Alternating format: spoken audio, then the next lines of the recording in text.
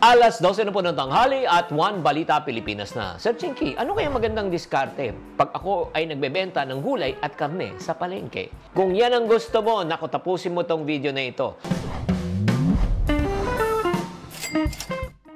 Hi there, this is Chinky Tan, your pambansang wealth coach. Alam mo, sa panahon ngayon, napakahalaga ang tinatawag nating food security. Kaya kung gusto nyo talaga magbenta ng karne o ng tinatawag na prutas o ng gulay, no, ano ang gagawin? Una, kailangan unawain natin kung sino ang ating target market or markado ng ating customers. Alamin mo ang kanilang paboritong gulay, karne, sa inyong lugar, di ba? Sino ba target market mo? Nanay ba? Tindera ba? Restaurant owners ba? Doon mo malalaman kung talaga ano ang gusto nila. Siyempre, pag nanay, araw-araw ng pagkain. Pag restaurant naman, siyempre, kung ano yung mga binibenta nilang ulam. Kung may restaurant ka na inasal, o pag inasal, ang ibig sabihin, dapat nagbebenta ka sa kanila ng manok. Kaya kailangan itugma mo ang iyong ibinibenta sa customers mo, hindi sa gusto mong ibenta. Kaya pangalawa, i-identify mo rin yung tinatawag na best sellers mo. Yan ang dapat laging may stock. Kapag laging available yung mga high demand product, syempre, mas madali ka makakabenta. At kailangan ito po. Siyempre, ang mga mamimili, siyempre, very price sensitive. Dapat tama ang presyuhan po natin. Dapat competitive po. Huwag naman magbenta ng sobrang taas at huwag din naman magbenta ng sobrang mura na wala na kayong kikitain. Pero ito lang, hindi lang po sa pagbebenta para tayo kumita.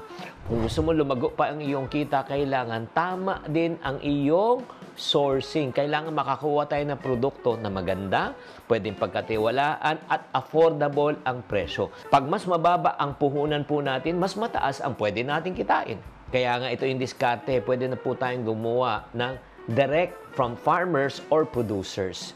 Bumili kayo direkta, mas mura to, mas fresh. Pwede natin mag-establish ng partnership. Sabihin mo, idirekta mo na ibaksak sa aking lugar, huwag na dumaan sa middleman.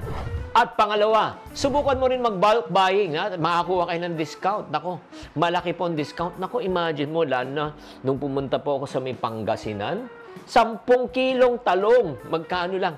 200 pesos, 10 kilo. So, lumalabas 20. Pero pagdating naman dito, magkano na? Ang taas na ng presyo. Kaya nga sa huli, ang tagumpay ng pagbebenta mo ng pagkain, gulay, or prutas, nakasalalay sa tamang diskarte. Maayos na sourcing at magandang pakikitungo sa inyong mga parokyano at mga suki. Sana naman nakatulong tong episode na ito. Tatandaan, tamang karunungan, tamang disiplina ang susi sa pagyaman. Buena mano sa ating One Balita Pilipinas ngayong Miyerkules. Pilipinas, nakatakdang mag-export ng mahigit 25,000 metriko tonelada ng asukal sa Amerika. Kumusta ba ang supply ng asukal ngayon sa bansa? Pangulong Bongbong Marcos nangakong sisibakin at isisiwalat ang mga nagkuntsabahan umano para magkalabas ng bansa si dismissed Mayor Alice Guo. Pero mga abogado ni Guo nanindigang nandito lang siya sa Pilipinas. Budget request ng Office of the Vice President para sa susunod na taon, inaprubahan pa rin ng komite sa Senado sa kabila ng nakwestyong 10 milyong pisong alokasyon sa librong isinulat ni VP Sara Duterte. Bug sa Bulkang Taal, wala raw talagang kinalaman sa tila usok na bumalot sa Metro Manila kamakailan. Gaano na nga ba karumi ang hangin ngayon sa NCR? At mga miyembro ng Eraserheads napasenti matapos parangalan ng universidad kung saan sila nagsimula. Balitang mainit-init pa! Yan ang latest sa showbiz sikahan. Ngayong tanghalian, kasalo si Cheryl Cosset. One Balita Pilipinas!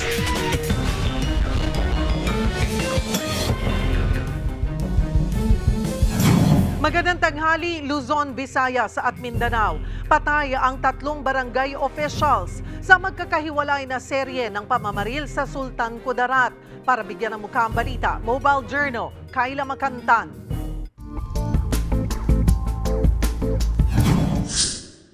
Magkasunod na tinambangan ang ilang barangay officials sa Sultan Kudarat. 3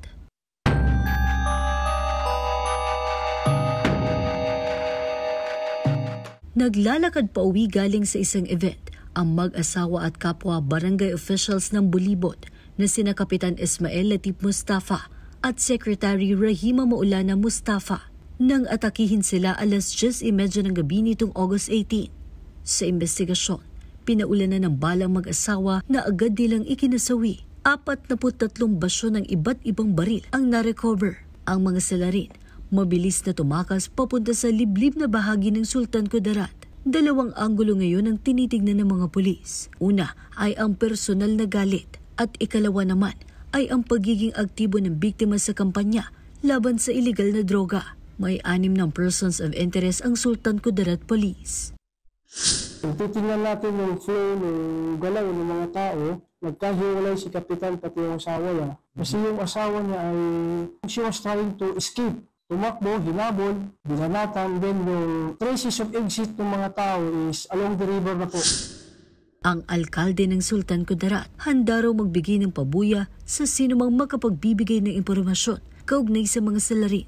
Ako po'y magbibigay ng 200,000 kung sino ang maka-identify doon sa mga culprits na yon, no? Para at least maano natin ang hustisya. Makalipas lang ang 20 oras, isang insidente ng pamamaril uli ang naitala. Ang biktima, si Barangay Lagilayan Chairman Amado Serra Jr., 62 years old, alas 5:45 ng hapon noong August 19. Nang buntutan umano ng riding in tandem ang biktima na minamaneho ang kanyang pickup truck. Ang Isulan Police, hindi na muna raw maglalabas ng iba pang detalye habang patuloy ang kanilang investigasyon. Mobile Journal, Kayla Makantan, hatid ang mukha ng balita. Inaprubahan sa committee level ng Senado ang higit 2 billion pesos na budget ng Office of the Vice President. Sa kabila yan ng nakwestyong 10 milyong pisong allotment sa librong May Mukha ni VP Sara Duterte na naging mitya ng sagutan nila ni Senator Risa Hontiveros kahapon. Magbabalita si Mayan Los Baños. Inungkat sa pagdinig ng Senado ang tungkol sa 2025 budget ng Office of the Vice President o OVP, kasama na ang hinihingi nitong 10 milyong piso. Para raw ito sa ipamamahaging librong pambata na pinamagatang Isang Kaibigan na sinulat mismo ni Vice President Sara Duterte. Tanong ni Senadora Risa Hontiveros, ilang libro ba ang bibilhin ng OVP at ano raw ba ang kwento nito? Bagay na tila minasama ni VP Sara.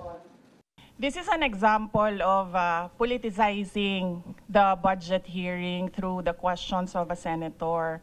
Ang problema niya kasi, nakalagay yung pangalan ko doon sa libro. At yung libro na yan, ibibigay namin doon sa mga bata. At yung mga bata na yan, may mga magulang na boboto. At yung pangalan ko ay nagkalat doon sa kung saan man ibibigay yung libro. Madam Chair, hindi ko maintindihan yung ugali ng ating resource person.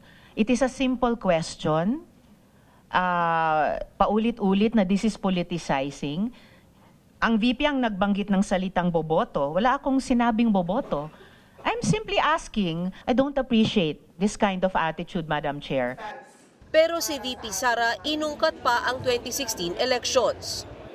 Noong 2016, tumatakbo si Senator Risa Hontiveros na senator, nakailang talo na siya. 2, Madam Chair. Natatakot siya sa pangatlong talo niya, kaya pumunta siya sa Davao. Ayaw pa siya tulungan ni former Congressman Milen Garcia. Pinakiusapan ko ulit, Kong, please tulungan mo na lang. Nanalo na siya, at nung nanalo siya, anong ginawa niya? Siya ang pinakaunang umatake kay President Rodrigo Duterte. Anong tawag sa ugaling ganito? Dito na namagitan si Finance Committee Chairperson Grace Poe. Anya, hindi ito ang tamang panahon para mag-ungkatan ng nakaraan. Muling ibinalik ang tanong sa kung tungkol nga ba talaga saan ang librong Isang Kaibigan. Madam Chair, the explanation is in the title, Isang Kaibigan. It's about friendship. So kung sana ganun yung naging sagot sa simula pa, di ba? Napakasimple. Simpleng tanong, dapat simpleng sagot. Budget hearing po ito. Hindi po lahat about you. Pera po ito ng taong bayan. Nagkakahalaga ng mahigit 2.03 billion pesos ang hinihinging budget ng OVP para sa taong 2025. Ilan sa mga sinisilip ni Senadora Hontiveros ang ilang proyekto ng Vice President na ginagawa na rin daw sa ilang ahensya ng gobyerno, gaya na lamang ng burial at medical assistance para sa mahihirap nating kababayan at pagbibigay ng tulong sa mga nasalantang pamilya. May kaparehas na programa na raw yan sa DSWD at DOH. Paliwanag ni VP Sara, marami ang humihingi ng tulong sa kanilang opisina at hindi raw nila pwedeng hindian ang mga nangangailangan. Itutulak naman daw ni Hontiveros na ilagay na lamang ang budget sa ilang programa ng OVP sa line agencies na may kaparehas namang proyekto. Pumitik ulit si VP Sara at inalala ang sinabi raw noon ni Hontiveros. Let me just quote Senator Risa during the Akbayan Congress. Alam ko po na ang daming kalat ni Duterte na hirap tayong linisin. While VP Sara is in power, the threat of a full-blown Duterte comeback is still a very real and present danger. For one, they are supported by one major superpower, China. So that is an example of politicizing the budget of the government. Wala akong tinanong tungkol sa China o kahit sino pa mang ibang bansa dito sa budget hearing na to. I am asking about yung national budget na ipapasa natin sa Kongreso para sa bansang Pilipinas. Natanong din si VP Sara tungkol sa issue ng mga tinanggal na security detail niya mula sa PNP. Nanindigan ang bise na isa itong political harassment. Sa huli, lumusot din sa komite ang hinihinging budget ng OVP at inirekomenda na itong ipresenta sa plenaryo sa mga susunod na buwan. Ang OVP naman muling didepensahan ng hinihinging budget para sa libro na hindi raw gagamitin sa pamumulitika. May mga grade 7, grade 8, grade 9 na hindi pa marunong magbasa. So talagang malaki yung push na ginagawa namin nung nasa DepEd pa kami on reading. And this is one of her ways to inspire reading sa learners. Para sa 1PH, Mean Los Baños, News 5.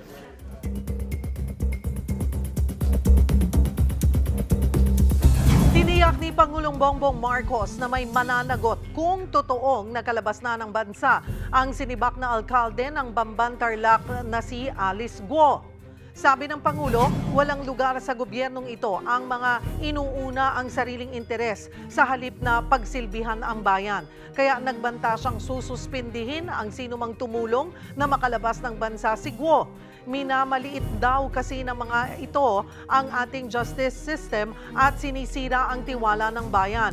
Unang isiniwalat ni Senadora Risa Hontiveros na base sa nakuha niyang impormasyon, July 19 pa nakalabas ng bansa si Guo. Inutos na ng Office of the President na kansilahin ang Philippine passport ni Guo at ng kanyang pamilya. Ayon naman sa kampo ng dating alkalde, nananatili pa rin sa Pilipinas si Guo. Para pag-usapan yan, makakasama natin si Attorney Stephen David, ang abogado ni dismissed Bamban Tarlac Mayor Alice Guo. Magandang tanghali po sa inyo, Attorney David. Salamat po sa oras. Good afternoon. Magandang tanghali sa iyo, Cheryl. Thank you sa opportunity. Attorney David, abay, nung magmula po nung lumabas itong issue na wala na nga po sa bansa ang inyong kliyente at itong papanotaryo niya dito sa may San Jose del Monte, Bulacan. Nagkausap na ho ba kayo ni Mayor Guo? Nagkakausap naman kami. Often. Madalas kami mag-usap ni Mayor Alice. When was the last time you talked to her po? Ano yon? When was the last time po kayo nagkausap ng nakikita nyo mismo kung nasaan siya? Actually, hindi ko nakikita kung nasaan siya. Kaya ako sinasabi na nasa Pilipinas siya kasi yun ang sinasabi niya sa akin. Kasi tayo lahat naman, ikaw tsaka ako, hindi naman talaga natin alam kung nasaan siya eh. Pero dahil yun ang sinasabi niya sa akin, kaya yun ang alam ko. Kasi wala naman akong ibang magiging basis bukod doon sa kanya mga sinasabi. At saka isa pa pala yung, kasi ang isang abogado bago ka magnotaryo, alam mo ang consequence nun, kagaya ni Attorney Galicia, kung hindi totoong nag-appear sa kanya yan noong August 14, napakalaki naman ng risk na tinataya niya. Una, yung kanyang career, yung kanyang reputation, pati yung kanyang lisensya na pinaghirapan mo ng 8 taon tsaka 6 na buwan na pagre-review sa bar exam. Paano mo hindi paniniwalaan yung isang brother lawyer pag inassert niya na mismo humarap sa kanya yung affiant at nanumpa sa isang affidavit? Ang hirap imagine, no? Very popular, very controversial yung case na to. Pagkatapos, magse-certify ka na hindi totoo. So ang logic lang doon, talagang umarap sa kanya. Dahil hindi niya i-risk yung buhay niya at karir niya sa ganyan mga isang simpleng pirma na ganyan. So yun ang pinaninindigan ko. Plus, yung assurance niya sa akin na nasa Pilipinas siya. Pero lately, kahapon, hindi ko talaga madirekto matanong sa kanya kung nasa Pilipinas siya. Basta sabi ko lang, kung nasa Pilipinas ka, tulungan mo ko. Patunayan mo, gawa tayo video, etc. Para malaman natin at matapos na itong usapan na ito once and for all. Kasi ako mismo, hindi ko rin naman alam yan. Siyempre, kaya nga humihingi din ako ng tulong sa kanya na let us help each one of us to show mapatunayan natin. Pero as of now, I'm still waiting for reaction to my request. Noon pong sinabi niyo yun sa kanya over the phone na magkausap po kayo, ano pong sagot niya? Siyempre, kasi gusto rin naman, sabi ko, alam mo, Mayor, mukha ako nakataya dito, pangalan ko. Pag sinabi mo nandito ka sa Pilipinas, supported by the statement of the lawyer, the notary public, siyempre paniniwala ko siya. Kung meron mga adverse report na nasa ibang bansa siya, hindi naman ako privy doon, wala man ako alam doon eh. So, paano ako magre-rely doon? Mas magre-rely ako sa sinasabi sa akin ng client ko dahil meron siyang pinanghahawakan ng notaryo na abogado pa mismo ang nag-certify na nandito siya sa Pilipinas nung panahon na yon na nag-harap siya sa kanya. Alam niyo po ba na sa San Jose del Monte, Bulacan pa siya magpapanotaryo ng kanyang affidavit?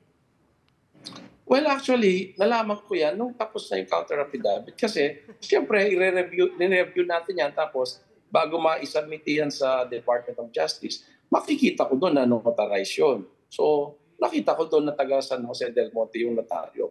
That was the very first time na nalaman ko na notaryohan yung kanyang pero that was after it was already notarized. Okay. So, pero ideally, dapat makikita nyo muna yung counter affidavit as the lawyer, counsel ng yung inyo pong kliyente, bago inotaryo, hindi po ba? Correct. In fact, kami naman, tulong-tulong naman kami nag-draft niyan eh. Tulong-tulong naman kami, sila, yung kabilang lawyers, kami. Iyan naman, matagal namin inaral yan, kaya nga humingi pa nga ng extension. In fact, yung draft na yan, siyempre alam ko yan. Kaya lang, yung pagkakanotaryo, ang sinasabi ko, first time ko nakita after na manotarize na. Ano po ang inyong reaksyon sa mga inilabas na dokumento ni Senator Risa Ontiveros at PAOK na nagsasabing may record na pumunta siya sa Indonesia, Malaysia at Singapore? Well, kasi siyempre, ako, naniniwala ko sa integridad ng ating bayan, di ba? Siyempre, kung may mga ganyang reports, bakit hindi natin, siyempre, may basihan yan. Ang haba ng kamay ng batas para hindi nila ma-validate yung mga ganyan, ano? Pero yun nga, kung talagang nasa ibang bansa siya, makukuha naman siya doon kung gugustuhin ng ating pamahalaan. Kasi asa atin lahat ng resources eh. Asa atin lahat ng resources. Meron pa tayong coordination sa Interpol. Sa akin lang, wala kasi kung alam kung nasaan siyang lugar. Kasi nga, ang assurance niya sa akin,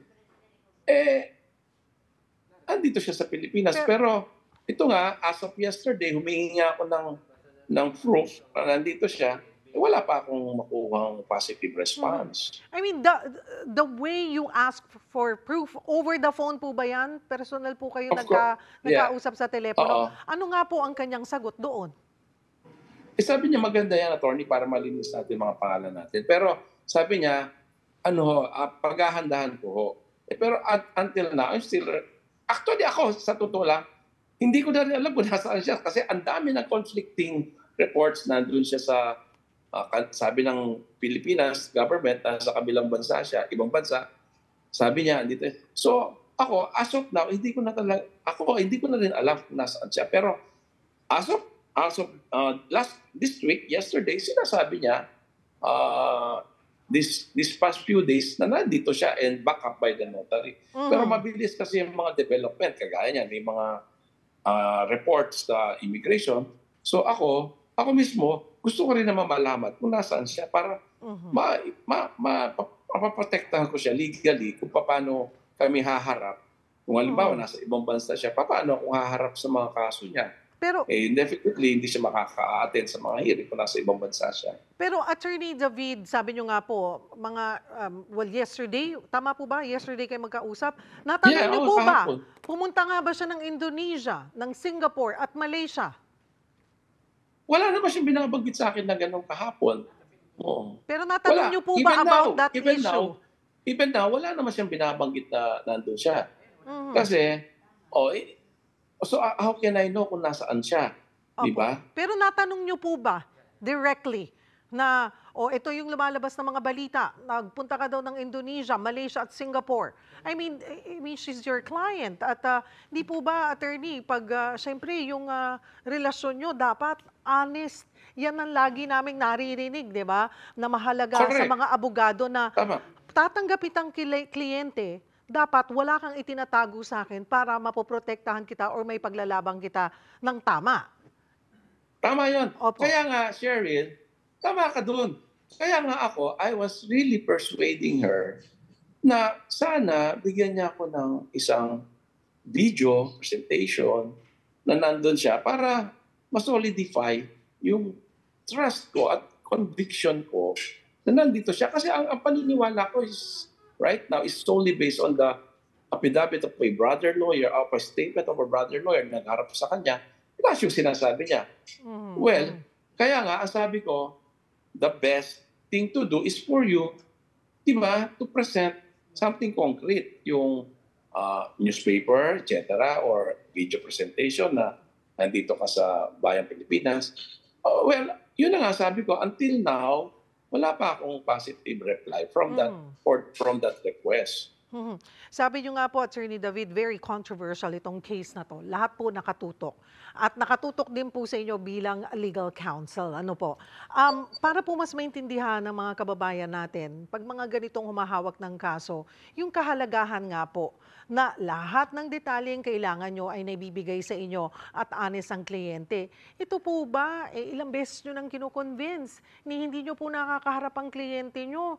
You think magiging effective pa po kayong legal counsel niya kung ganyan po din ang trato niya sa inyo or ganyan ang sagot niya as being the legal counsel? Ayun nga ang sabi ko, how can I effectively defend your case kung wala kang, di ba, positive help, yung magandang response sa coordination with your lawyer, di ba? Pero, kasi naman, right now, nakapag-submit naman kami ng mga required documents. So, as of now, hindi pa naman talaga kasi kailangan siyang humarap sa mga husgado. So, meron pa naman siyang window para pag-isipan niya yung mga ganyan. Well, kasi darating yung time, i-require siya talaga personal appearance sa mga legal forums. That's the time talaga mahihirapan na talaga kami i-depensa siya. Right now, kasi sagutan lang muna eh. So, Attorney David, acceptable pa po sa inyo yung kanyang behavior or kung paano siya sumasagot sa inyo or nakikipag-coordinate at hindi pa po sumasagi sa isip nyo na, kung ganito tayo ng ganito, nandoon yung posibleng o sumagi na ba sa isip nyo na bitawan ko na lamang tong kasong to kasi hindi nyo nga po madidepensahan ng tama. Alam mo, Cheryl, kasi ganito yan yung hindi lang kasi legal yan. Kasi may tao din naman tayo, no? May basic human rights. Kasi minsan, pag yung kliyente umiiyak sa'yo, nakikiusap, hindi mo naman kasi kayang bitawan agad yan. O hindi mo kayang bitawan yan, lalo na kung ako naniniwala na legally defensible yung mga cases niya. Tapos nakikita ko, naintindihan ko kung gaano katindi, kahirap ang dinadaanan niya. In fact, ako nga, sabi ko, I'm praying for you na huwag kang mag-resort into something na hindi na natin maibabalik. Kasi marami na siyang insinuation sa akin na hindi ko nasasabihin na para matapos na lang to, gano'n. Alam mo na yun, marami nangyayari gano'n. Sabi ko, no, don't do that. I'm praying for you. Kaya paano ko sasabihin na I want to withdraw?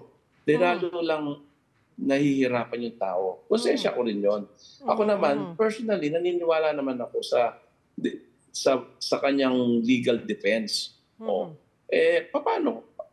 Although ako sinasabi ko, this is one of the most controversial siguro na nahawakan kong kaso, taking into consideration all the factors. Ano? Kaya lang, tao lang tayo, marunong din tayong maging maawa and considerate. So, hindi ko siya basta-basta masabihan ng ganyan. Pero sana po, kailan po? Sabi nga niya, paghahandaan niya, sana binigyan man lang po kayo ng timeline, ano? Or siguro within the week or next week, magkita tayo, attorney, yun man lang po. Wala pong ganon?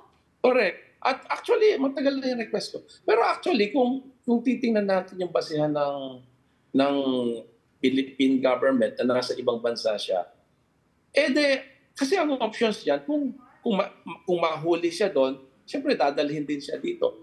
Actually maganda sa depensa yon na makakaharap siya. Makakaharap siya sa mga korte kung nandito siya sa Pilipinas. Malalabanan ng maayos sa mga kaso niya. Or, pwede siya humingi ng political asylum sa ibang bansa. Kaya nga gusto ko talaga malaman kung nasaan siya. Kaya nga humihingi talaga ako ng proof kung nasaan siya para makapagsimula ako kung paano legal strategy ang pwedeng gawin. Well, good luck po sa ating lahat. Kahit po kayo mismo hindi nyo po ma-convince. But yun nga po, well, thank you. Thank you for your time. Sir Ariel, paano hindi ka malilito? Ang tibay ng ebidensya ng gobyerno, nasa ibang bansa siya. Tapos ito naman yung abogado. Abogado na tinataya yung kanyang lisensya na nandito siya sa Pilipinas. Hindi ba nakakalito yung gano'n? Exactly po. Well, sabi naman po ng pamahalaan, mag-iimbestiga sila on this.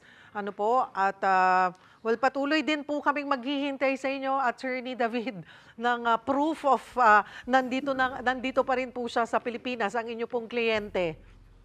Pagdasal natin. Salamat po, Attorney Stephen David, ang legal counsel ni dismissed Banban Tarlac Mayor Alice Guo. Susunod, di bababa sa 40 katao. Naka-quarantine daw ngayon dahil sa Mpox virus. Viral sa social media, rider na bumiyahe habang umuulan noong kasagsagan ng bog sa Bulkang Taal na maga ang mata. Kumusta na kaya siya? At role ni Azzy Acosta bilang Elizabeth Reyes sa primetime seryeng Lumuhod Ka sa Lupa, usap-usapan. Makakasama natin siya live dito mismo sa studio. Yan at iba pa sa pagbabalik ng One Balita Pilipinas.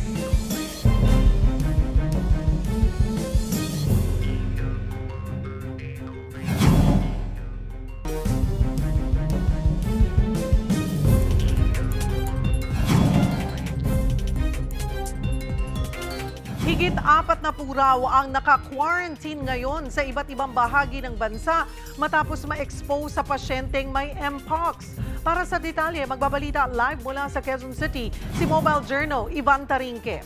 Ivan, may impormasyon ba kung taga-saan itong mga pasyente at bakit sila naging suspected Mpox patients?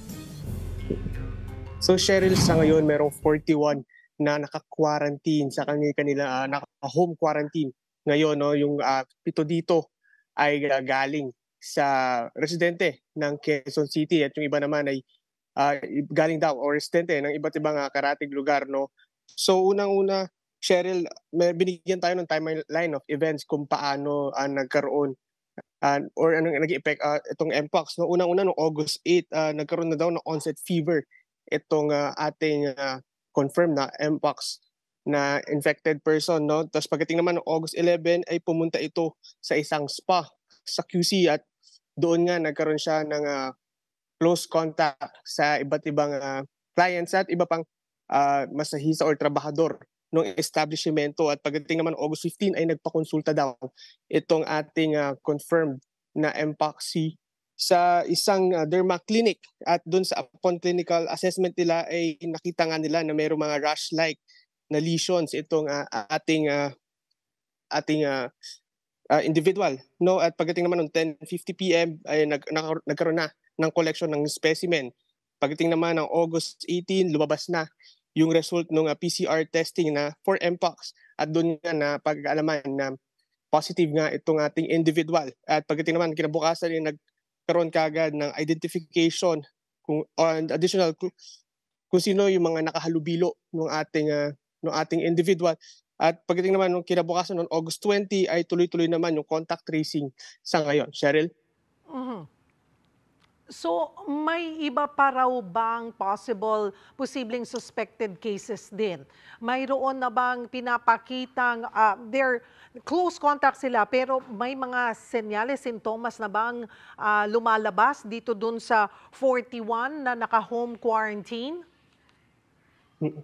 So Cheryl, sa 41 na naka-home quarantine, no, yung isa lang talaga yung parang tinamaan talaga ito ngayon nag-confirm na MPOX patient natin. Pero aside from that, closely minomonitor naman nung iba't ibang LGUs yung itong mga resident. Ito nga lalo nga dito sa QC, yung mga nag-positive, lalo na dito 7 residente ng QC, yung kanilang minomonitor tungkol dito. Pero Cheryl, dagdagan na lang natin, no, itong establishment na pinuntahan netong ating MPOX nating individual ay pinasara na dahil nga wala daw itong permit, no. So nag-ooperate sila walang permit, kaya naman sabi ni Mayor Joy kanina is masihigpatan na nila ngayon yung pagbibigay ng permit lalo na sa mga ganitong klase ng establishmento. Tapos Cheryl, explain na rin natin, no, merong tatlong types itong ating MPOX cases, no. Unang-una yung type 1. Ito talaga yung may pinaka-close contact, no. Ito talaga yung nagkadikit talaga, no, nagkaroon ng kanina in-explain nila, nagkaroon ng exchange ng bodily fluid, no. So pagdating naman ng type 2, ito naman yung nakahalubilo mo lang, no, nagkaroon ng onting minimal contact. Pagdating naman ng type 3, ito naman yung nakasalubong mo lang or nakasama mo sa isang enclosed na lugar. Pero ang pinaka-binabantayan talaga dito, Cheryl, ay yung type 1, yung talagang nagkaroon ng matinding or face-to-face contact yung isang MPOX infected na person at isang individual. Cheryl? Okay, itong infected first case natin since December 2023, anong type yung kanya? So Cheryl, yung sa kanya is confirmed na MPOX, na may MPOX siya, no. Yung types na sinasabi natin, ito yung classifications dun sa mga hinihinala pa lang na individuals na hinihinalang baka magkaroon ng MPOX, no. Pero aside from that, confirm na meron talagang MPOX itong ating individual. Pero dun sa mga others na tinitingnan pa hanggang ngayon, kanina sinabi sa atin na wala pa namang development or wala pa namang lumalabas na other symptoms na baka mag-positive itong other individuals na meron silang MPOX. Okay. Ivan, nagbigay ba sila ng update doon sa sitwasyon ngayon nitong confirmed case na ito? Kamusta siya? Ang kanyang lagay? So Cheryl, sa ngayon hindi na pinangalanan itong ating confirmed na MPOX infected individual, no. Pero aside from that, closely monitored sila ng Quezon City LGU, ng kanilang health department, no. Pero aside from that, okay na yun nga, naka-quarantine sila for 21 days. Kamusta yung pasyente? Stable ba siya? Recovering na ba? Ano ang kanyang sitwasyon? Nagbigay ba sila ng update? We don't need the name, of course. Hindi siya pwedeng pangalanan. Cheryl, when it comes to sa kamusta yung ating individual, no, hindi tayo nabalitaan kung kamusta na itong ating individual, kung kamusta siya, kung nagre-recover na ba siya, or ano nang stage, or kung ano na, kamusta na ba, kung pagaling na ba itong ating Mpox individual. Pero ang binigyan sa atin is kung yung data kung gaano karami or yung gaano karaming infected na or yung gaano na karami yung mga naka-quarantine ngayon dahil nga sa pagkakaroon nila ng close contact dito sa ating infected individual. Cheryl. Maraming salamat, Mobile Journal, Ivan Tarinque. Nagbabala na mismo ang Malacanang sa epekto ng volcanic smog o VOG mula sa Bulkang Taal sa nakatira malapit doon. Para bigyan ng mukha ang balita, Mobile Journal, Julie Baiza.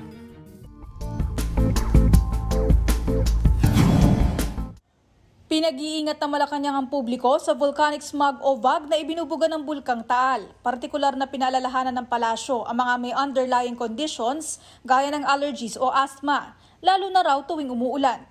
Dahil nga po may pag-uulan din kahapon, naghalo po yung abo at saka yung ulan at nagkaroon po ng reaction sa mata, sa balat po ng mga nadampian po ng pinaghalong abo at saka tubig.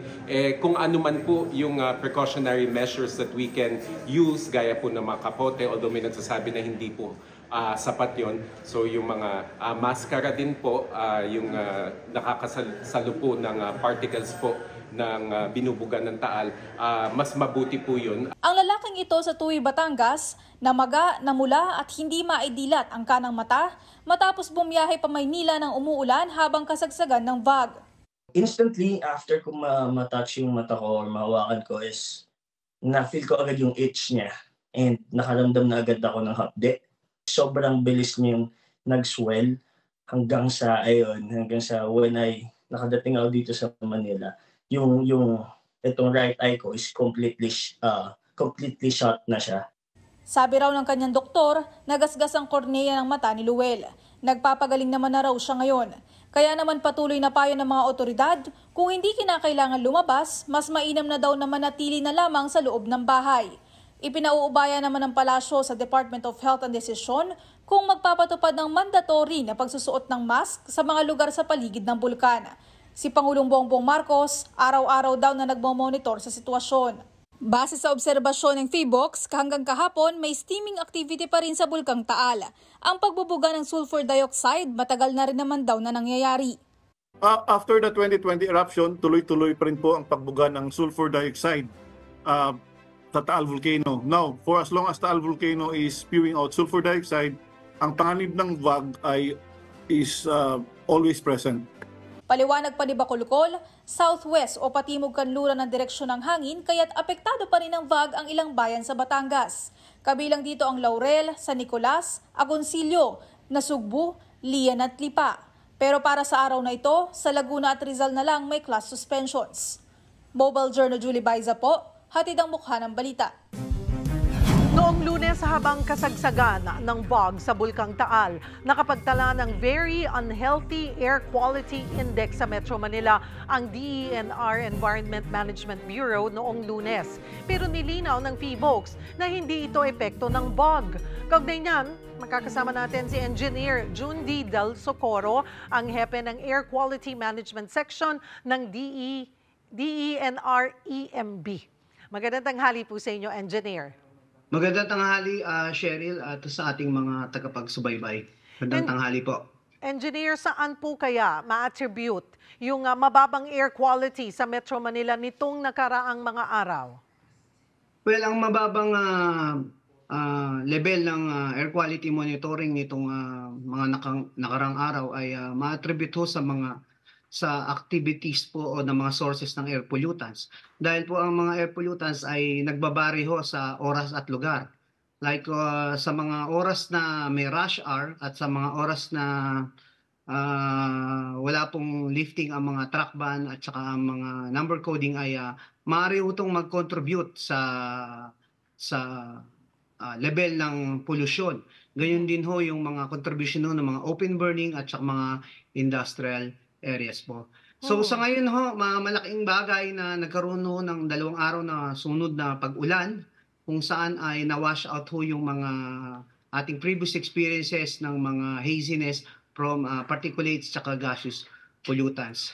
At ating patuloy na minomonitor po ito ngayon sa pamamagitan ng ating mga air quality monitoring stations. So yung pong na-monitor po ninyo, katulad po ng sinabi ng PHIVOLCS, wala nga po tayong nakitang may kinalaman yung pagiging unhealthy nung air quality sa VOG or smog na galing po sa Bulkang Taal? Well, nung August 19, nung kasagsagan ho nung emission po ng VOG, ay patuloy din naman ho ang mga normal na aktibidades ng mga urban areas, kagaya ho ng mga industriya, open burning, at lalong-lalo na ho ang mga motor vehicles.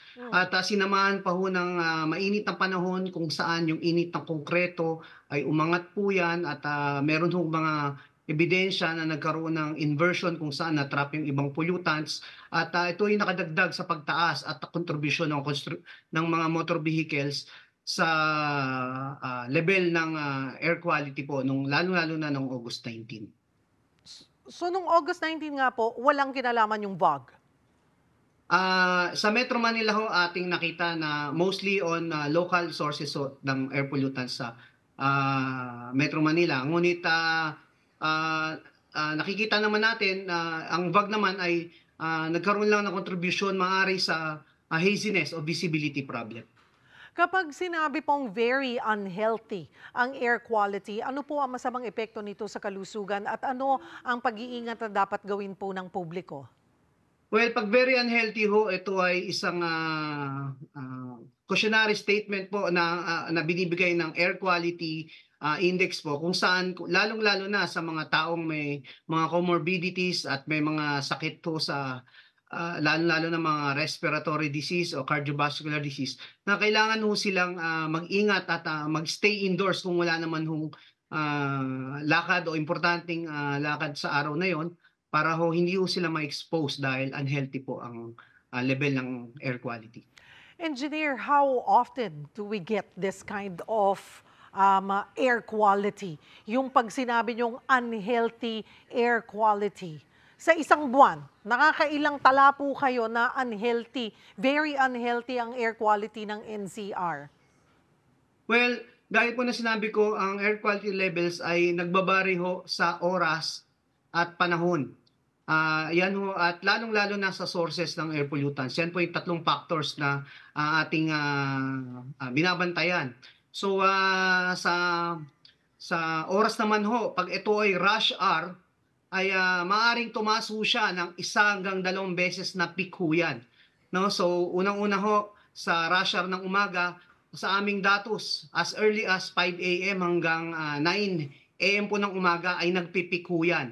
At pagdating naman ho sa hapon, as early as 2 p.m. hanggang 6 p.m. po, ay ito ho ay nagpipik din. At maaari ho siyang tumaas ng 1 o 2 beses sa isang araw, both sa particulate matter o PM2.5.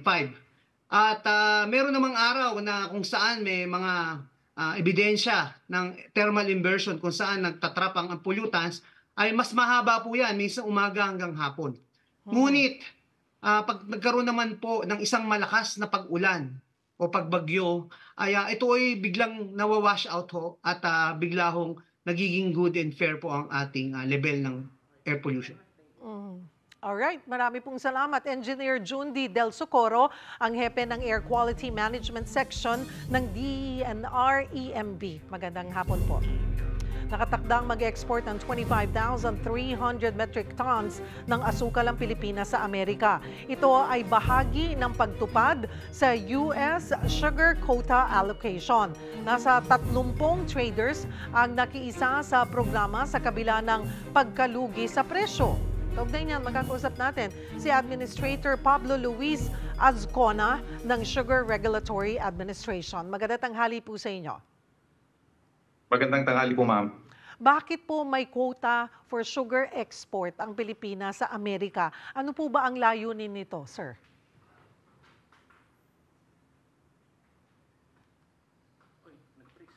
Mr. Azcona? Yung quota po natin, maybe... Hello, ma'am? Okay, go ahead po. Nag-freeze lang po kayo ng kaunti. Go ahead, sir.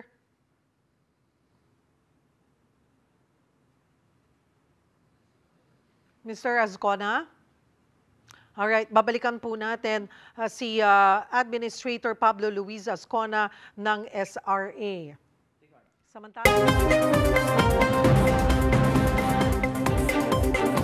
Inilatag ni Cebu Governor Gwen Garcia ang mga nakalinya pang plano para sa lalawigan. Yan at iba pang balitang dako ahatid sa atin ni One News Cebu Desk Editor Dale Israel. Dale? Maingod to Cheryl, ang Cebu pa rin ang pinakamayamang probinsya sa buong Pilipinas pagkatapos magtala ng 309 billion pesos na net assets sa pagtatapos ng 2023. Ito ang pinagmamalaki ni Cebu Governor Gwen Garcia sa kanyang State of the Province address kagabi sa Kapitolyo. Ayon sa gobernadora, nadagdagan ng 74 billion pesos ang net assets ng probinsya kumpara noong nakaraang taon. Pero kahit mayaman ang provincial government, aminado si Garcia na dapat maramdaman ito sa pamamagitan ng proyekto at magandang serbisyo sa mga Cebuano. Kasama sa nilatag niyang plano ang pagsemento ng 264 kilometers ng barangay roads, pag-install ng higit 3,000 na solar lights sa mga provincial roads at paglalaan ng 2 billion pesos para sa dagdag na patubig sa 12 bayan. Iba pang balitang dako, Cheryl, kritikal ang lagay ng isang lalaki matapos barilin ng umano'y kabit ng kanyang asawa. Ayon sa ilang residente, nakita nila na isang lalaki ang umahabol sa biktima na si Leon Simafranca hanggang sa makita na nilang duguan ito. Hinalan mga kaanak ni Simafranca, mismong asawa niya at kabit nito ang bumaril sa kanya. Sabi ng mga pulis, posibleng love triangle ang motibo sa krimen. Pero patuloy pa ang pagtugi sa misis ng biktima at ang mga pinaniwala ang kabit nito. Mao na ang mga balitang dako karong adlaw, balik sa imo kadiha, share. Daghang salamat, One News Cebu Desk Editor Dale Israel.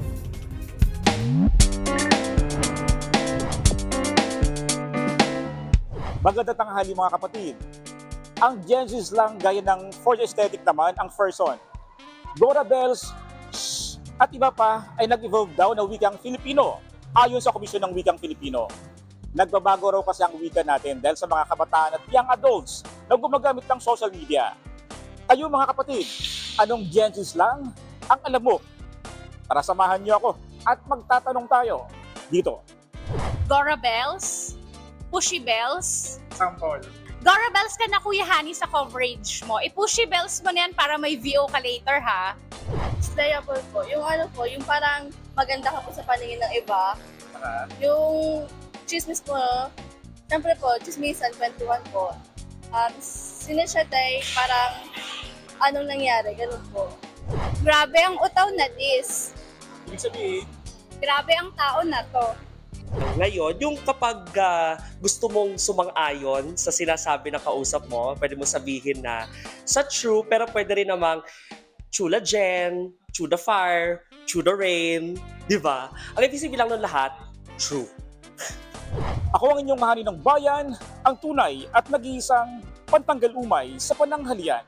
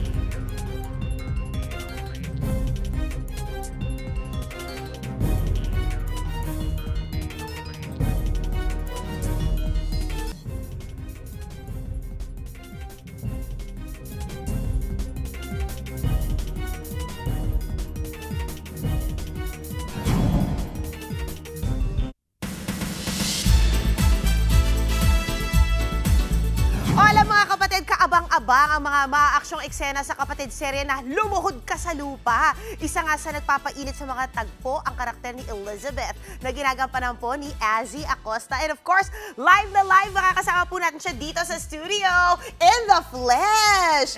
O ano na, Azzy? Ba't nakangiti ka lang, papasita? Okay. Ngayon ko lang po kasi kayo na-meet in person. Oo nga, kasi alam mo, magka-zoom kaming dalawa. But it's not what you think. Yung lockdown, lagi kami nag-i-interview, diba? Dahil napakadami mong movie movie ngayon, pero rather than yung lockdown. Yes, pero ngayon, imagine, nasa prime time and it's doing really well. How is the journey for you so far? Nung una po nahirapan ako mag-adjust kasi syempre mga veteran actors, actresses na sila. Tapos, ayun, slowly nakakabanding ko po sila sa set and it's going well. I love it. Pero balita ko, umaatikabo ng mga eksena mamayang gabi. Diba? Ano pwede mo i-share so far? Bakit natatawa? Natatawa po kasi ang daming nagagalit na sa akin dahil sa character ko. Tapos, iniisip nila, ganun din ako in person, which is hindi naman. Kaya, magalit po kayo sa character ko, pero wag sa akin. Oh, extremely effective ka.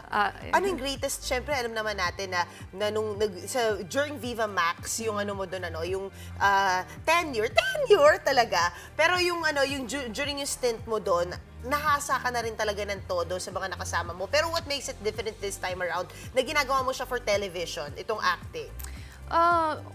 First time ko yung ganitong character na kontrabida ako, tapos saliwat talaga sa personality ko. Kaya nahirapan ako kasi wala rin akong workshop before ako sumabak sa role ko na yun. Kaya nung una, sobrang hirap na hirap ako. Tapos ngayon, okay na ako kasi tinulungan din ako nila Direk and ng mga co-actor ko po. So anong greatest lesson na natutunan mo on set?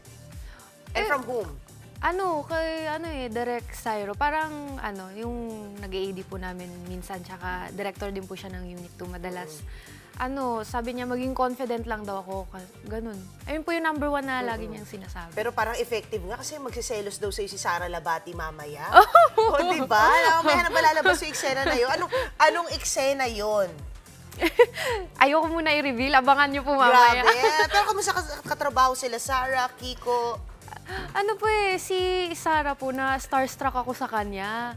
Kasi ang liit na mukha niya, mukha siyang Manika Barbie. While Kiko naman, naka-work ko na siya sa Viva Max before. Oo, yes, I do remember. Tapos, ayun, sila pareho, ang sisipag nila umacting. Kahit hindi nila camera, umacting pa rin sila, sinusuportahan nila yung bawat isa. Oo. Ang ganda nun, ang ganda ng rapport ninyo, kaya talagang grabe rin yung takbo ng Lumuhod Ka sa Lupa, di ba? And of course, with this, meron kang susunod na pelikula, tama ba? As of now, wala pa po, pero soon. Sa Viva Max?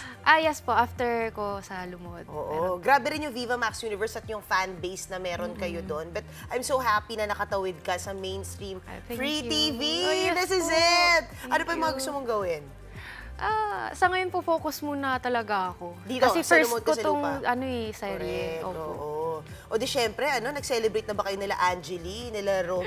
Diba? Kasi diba, nasa TV na rin si Angeli, ikaw. Hindi pa po kami nagkikita-kita kasi mga busy. Yung huling pagkikita pa po namin, premiere nung movie nila. Ayan. Anyway, please invite everybody sa Lumuhod Ka sa Lupa. Hello everyone, this is Azia Acosta as Elizabeth sa Lumuhod Ka sa Lupa. Abangan niyo po ito tuwing 7:30 p.m. ng weekdays. Oo! At patindi ng patindi, palakas ng palakas. Thank you so much, Azzy Acosta! Eto naman, meron pa tayong mga chika tungkol sa showbiz. Binigyan po ng parangal ang iconic OPM band na Eraserheads ng kanilang alma mater na University of the Philippines. Narito po ang report. Isa na namang milestone ang naabot ng iconic OPM band na Eraserheads. Iginawad sa kanila ng kanilang alma mater na University of the Philippines ang prestihiyosong Gawad Oblation. Present sa awarding sina Marcos Adoro, Buddy Zabala, Raymond Marasigan at Eli Buendia. Matatanda ang sa UP nagsimula ang kanilang banda noong late 80s. At ang parangal na ibinigay sa kanila ay para sa kanilang kontribusyon sa Philippine music industry at pagsalamin ng UP values sa pamamagitan ng kanilang sining. Sa apat na sulok ng mga gusali ng institusyong UP, Diliman, namin naranasan ang tunay na kalayaan. Kalayaang pumili, kalayaang maghayag, kalayaang sundin at pakinggan ang sariling himig.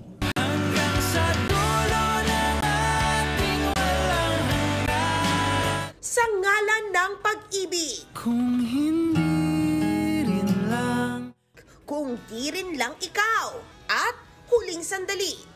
Ilan lang ito sa mga iconic hugot songs ni Jello, Don, Jem, Jet at Zell na bumubuo ng OPM indie pop alternative rock band na December Avenue. At ngayong 15th year na nila sa industriya, kaka-anunsyo pa lang ng kanilang concert, sold out na ito agad. Magbubukas na tuloy sila ng SRO o Standing Room Only. Natatakot nga kami noong umpisa kasi iniisip namin, gusto lang sana namin medyo maliit lang. Ang good news pa, may ila-launch sila na kanta sa kanilang major concert at ang titulo, Nagparaya. Pero how true na ito raw ay para sa much-awaited Hello, Love Again film ni na Catherine Bernardo at Alden Richards. Ang December Avenue kasi ang gumawa ng hit song ng Kung Di Rin Lang Ikaw para sa Hello, Love, Goodbye. Sa movie, hindi namin alam kung ano yung script ng movie. Hindi pa namin alam eh. Oo. Pero tayo ba? Kung sakali. Sakali? Baka magtugma naman dun sa story ng movie. Direk, baka kailangan mo ulit ng ano. Direk. Samantala, nagsalita na rin ang banda tungkol sa issue ng singitan sa mga gig. Ito ay matapos mag-trending sa OPM World ang dati pang naging hirit ng bandang Tanya Markova tungkol sa Ben & Ben. Bagay na nilinaw na rin naman ng Ben & Ben. Say ng December Avenue sa issue na ito. Ang nangyayari kasi, most of the organizers and yung events kasi, hindi talaga may iwasan yung mga delays sa sa lineup, sa sequence and ano. So mausog na mausog. Yeah, it's up to the organizers talaga. You also have this delicadeza thing na dapat medyo madali ka rin pakiusapan at the same time. Kasi you'll never know eh. Maliit lang yung industry natin and yung mga taong ka-work mo today, magiging ka-work mo rin sila tomorrow eh. Sa August 30 na ang 15th anniversary concert ng December Avenue sa Mall of Asia Arena.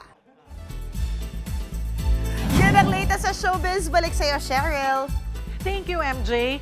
At yan po ang mga bumabanderang balita at public service sa inyong tunay na kasalo sa tanghali. Hanggang bukas, dito sa Balita magpapabusog sa inyong kaalaman. Ako po si Cheryl Quasim. Kami ang 1PH, teleserbisyo para sa Pilipino.